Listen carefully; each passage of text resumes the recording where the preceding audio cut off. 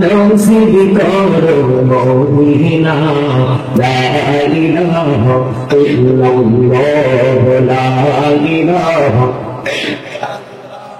নামাজে রোজা ছাইরো না মা বাবাকে হইল না নামাজে রোজা ছাইরো না মা বাবাকে হইল না হাইরে জান্নাতে বাসী হইতে চাইলে জান্নাতে বাসী হইতে চাইলে প্রাণ ভরে করো সাধনা লা ইলাহা ইল্লাল্লাহ লা ইলাহা ইল্লাল্লাহ লা ইলাহা তুমি কবরি বনহিনা সফিউল্লাহ তুমি কবরি বনহিনা নজিউল্লাহ মোর নবীকে বনাইলা তুমি মোর নবীকে বনাইলা তুমি নূর মুহাম্মদ সাল্লাল্লাহ লা ইলাহা ইল্লাল্লাহ লা ইলাহা ইল্লাল্লাহ লা ইলাহা তুমি কবরি বনহিনা কলিমুল্লাহ তুমি কবরি বনহিনা রূহুল্লাহ মোর নবীকে বনাইলা তুমি মোর নবীকে বনাইলা তুমি নূর মুহাম্মদ সাল্লাল্লাহ লা ইলাহা ইল্লাল্লাহ লা ইলাহা ইল্লাল্লাহ লা ইলাহা ইল্লাল্লাহ লা ইলাহা ইল্লাল্লাহ মুহাম্মাদুর রাসূলুল্লাহ সাল্লাল্লাহু আলাইহি ওয়াসাল্লাম আল্লাহ আল্লাহ আল্লাহ আল্লাহ আল্লাহ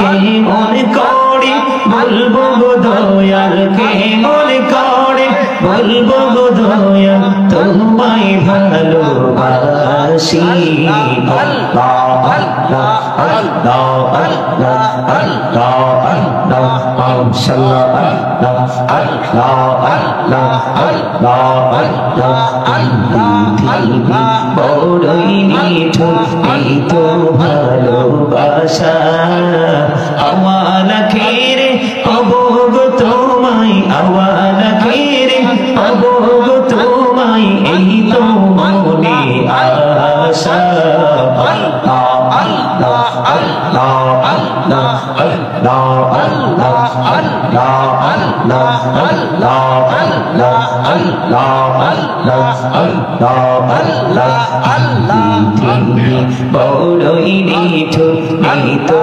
ভালোবাসা আওয়ালা খেরে পাবো গো তোমায় আওয়ালা খেরে পাবো গো তোমায় এই তো মনে আশা আল্লাহ আল্লাহ আল্লাহ আল্লাহ আল্লাহ আল্লাহ আল্লাহ আল্লাহ আল্লাহ আল্লাহ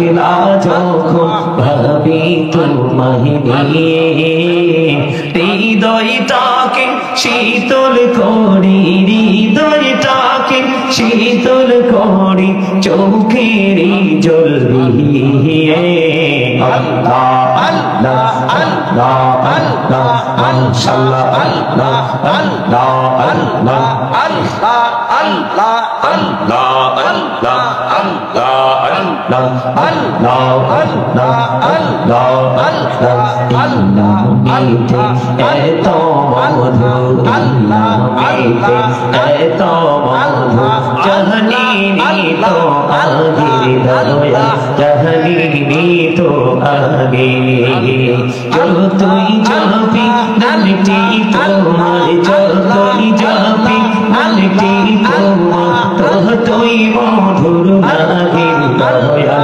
ততই মধুর লাগে আল্লাহ আল্লাহ আল্লাহ আল্লাহ আল্লাহ আল্লাহ আল্লাহ আল্লাহ আল্লাহ আল্লাহ মেরা হরে গো নবী মেরাজে তুই যাইয়া দেহি মেরা হরে গো নবী মেরাজে তুই যাইয়া দয়াল প্রভু দিলেন মেরাজ দয়াল প্রভু দিলেন মেরাজ মুমিনের লাগিয়া আল্লাহ আল্লাহ আল্লাহ আল্লাহ আল্লাহ ডাকিরে বান্দা প্রাণে পড়িয়া ডাকে হাই প্রাণে পড়িয়া ডাকিরে বান্দা প্রাণে পড়িয়া ডাকে প্রাণ পড়িয়া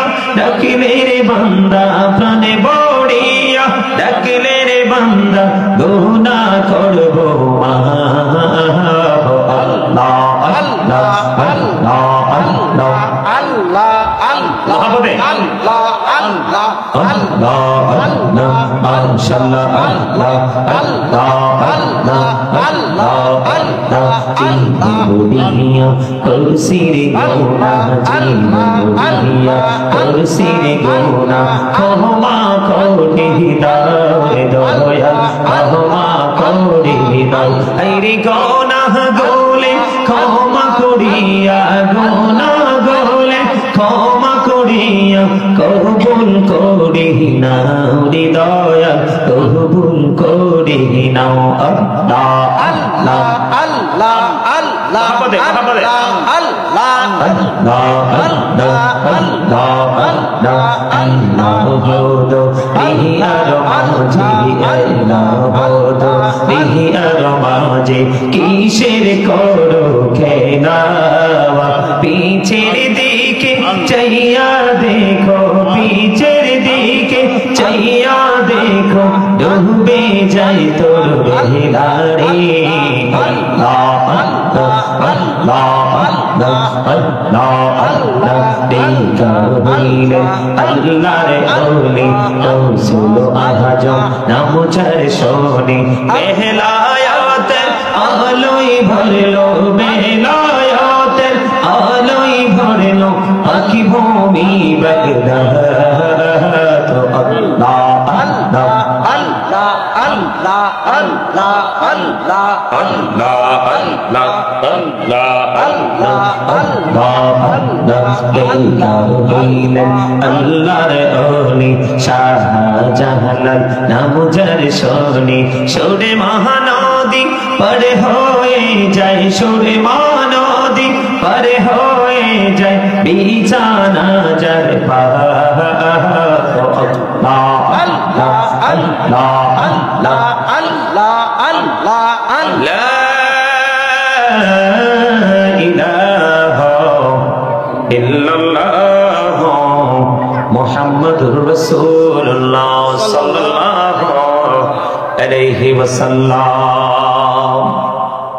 উপস্থিত সম্মানিত উলামায়ে কেরাম, দাড়ি পাকা আমার মুরব্বী বাবারা, যুবক ভাইয়েরা, পর্দার অন্তরালে রয়েছেন আমার মা ও বোনেরা, বিশেষ করে আজকে দক্ষিণ কাউরিয়াপাড়া 7 নং ওয়ার্ডের সকল কবরবাসীদের রুহের মাগফিরাত কামনায় আজকে ওয়াজ ও দোয়ার মাহফিলের আয়োজন করা হয়েছে। যারা আজকে টাকা দিয়ে, পয়সা দিয়ে, অর্থ দিয়ে, বুদ্ধি দিয়ে, শ্রম দিয়ে, সার্বিক সহযোগিতার মাধ্যমে আজকে এই জান্নাতের বাগান সাজিয়েছেন, সকলের প্রতি আমার আন্তরিক সালাম। আসসালামু আলাইকুম ওয়া রাহমাতুল্লাহি ওয়া বারাকাতুহু। আমরা আল্লাহ রাব্বুল আলামিনের দরবারে লক্ষ কোটি শুকরিয়া জ্ঞাপন করছি যে মহান রব্বুল আলামিন আজকে আমাদেরকে শারীরিক মানসিক ভাবে সুস্থ অবস্থায় আমাদেরকে জান্নাতের বাগানে আসার বসার তৌফিক দিয়েছেন। আল্লাহর হাবিবের শানে কয়েক মর্তবা দুরূদ ও সালাম, আল্লাহর জিকির করার তৌফিক আল্লাহ আমাদেরকে দিয়েছেন। সে শুকরিয়া তার সকলে পড়ুন আলহামদুলিল্লাহ। আলহামদুলিল্লাহ। আর জোরে বলুন আলহামদুলিল্লাহ। আলহামদুলিল্লাহ। আমরা শুকরিয়া জ্ঞাপন করব কার? আল্লাহ। All praise is to Allah.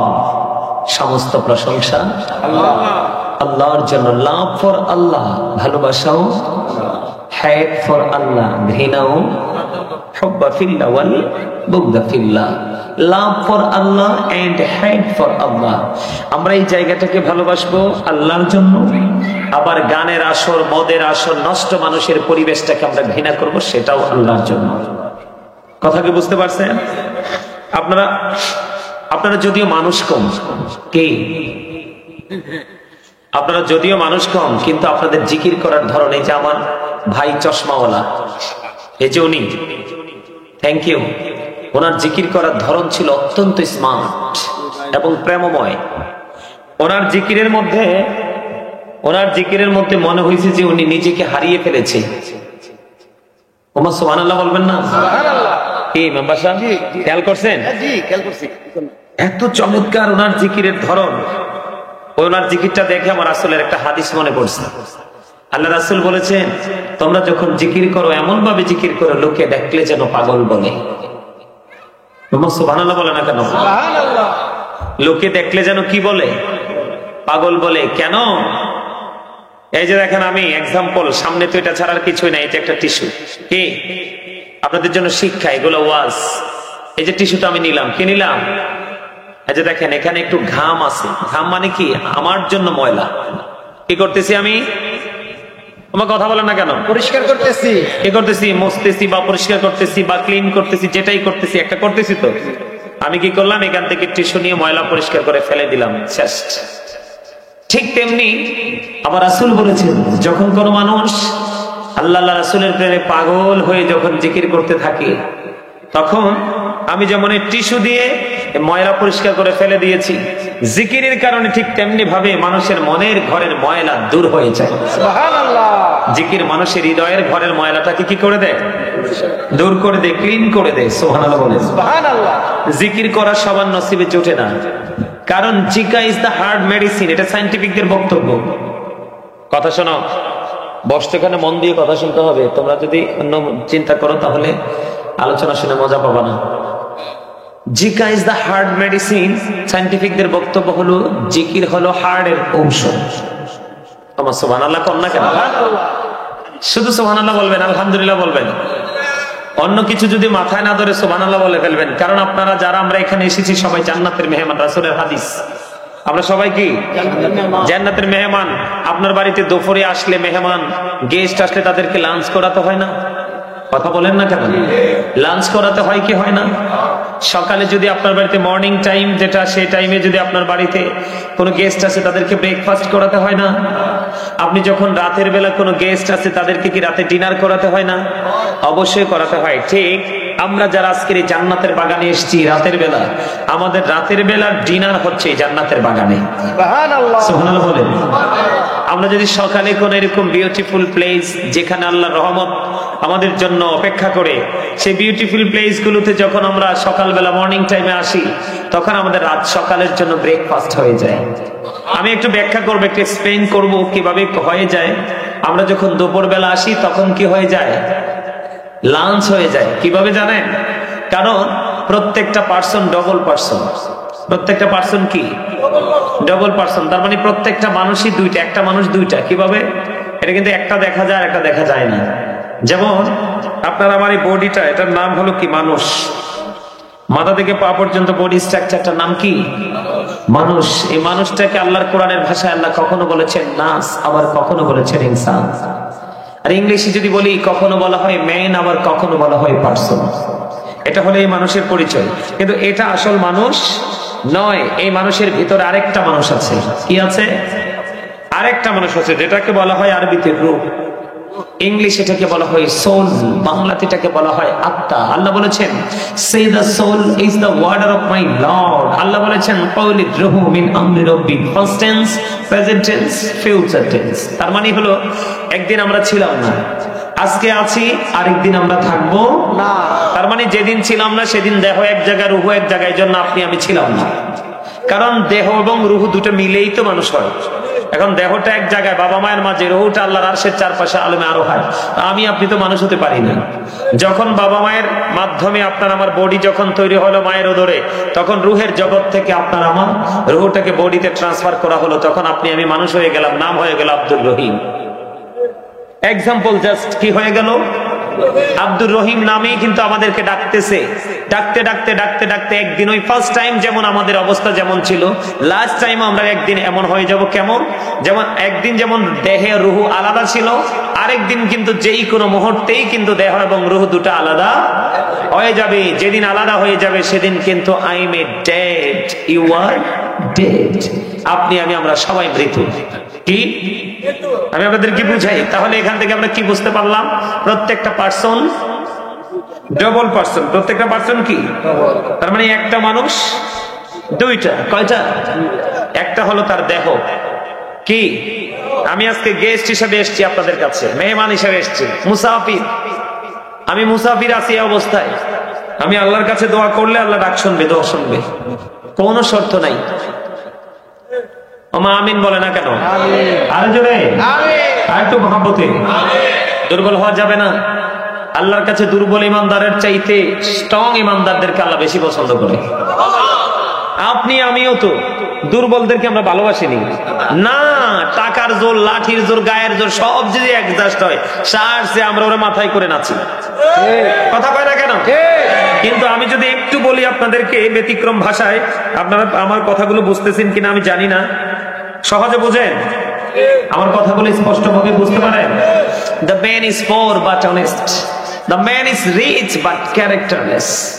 আপনি কোনটা নেবেন? কারণ অনেস্ট যাকে আমরা নিব, কারণ honest is the best policy. সততাই সর্বোত্তম পন্থা। কথা বলে না কেন? আমরা রিচ ম্যান নিব না, কারণ সে ক্যারেক্টারলেস, চরিত্রহীন।